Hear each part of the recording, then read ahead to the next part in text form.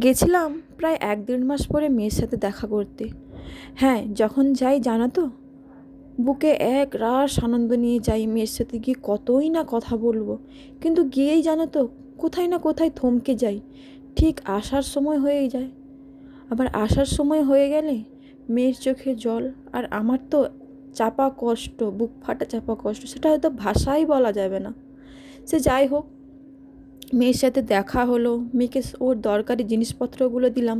ওকে আবার জিজ্ঞাসা করলাম যে কোনটা কিভাবে ইউজ করতে হয়। সেও আমাকে দেখিয়ে বলল, মা এইভাবে ইউজ করতে হয়। সবই ঠিক আছে। জানো তো, আমার মেয়ে কথা বলতে পারে না আর কানে শুনতে পায় না বলে অনেকে আবার বলে তোর মেয়ের আবার ভবিষ্যৎ কী।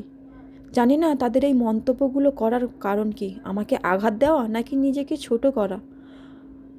হ্যাঁ, আমাকে নিয়ে যদি কোনো কথা বলতো সেটাতে আমার কোনো যায় আসতো না, কিন্তু আমার মেয়েকে নিয়ে যদি এরকম উক্তি করে কথা বলে যে তোর মেয়ের আবার ভবিষ্যৎ কী, তোর মেয়ে তো পাগল, তোর মেয়ে তো হাউড়ি, তোর মেয়ে তো কথা বলতে পারে না, ও তো ববা, ও তো কালা, এরকম উক্তি করে কেন যে কথা বলে আমি সেটাই বুঝতে পারি না।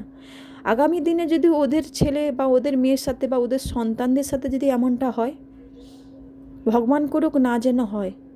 আমি যে মা হয়েও মা না ডাক শুনতে পাওয়ার যে কষ্টটাতে ভুগছি না, আমিও চাই না যে ওদের সন্তানের সাথে বা যারা উক্তি করে বলে তাদের সাথে এমনটা ঘটুক।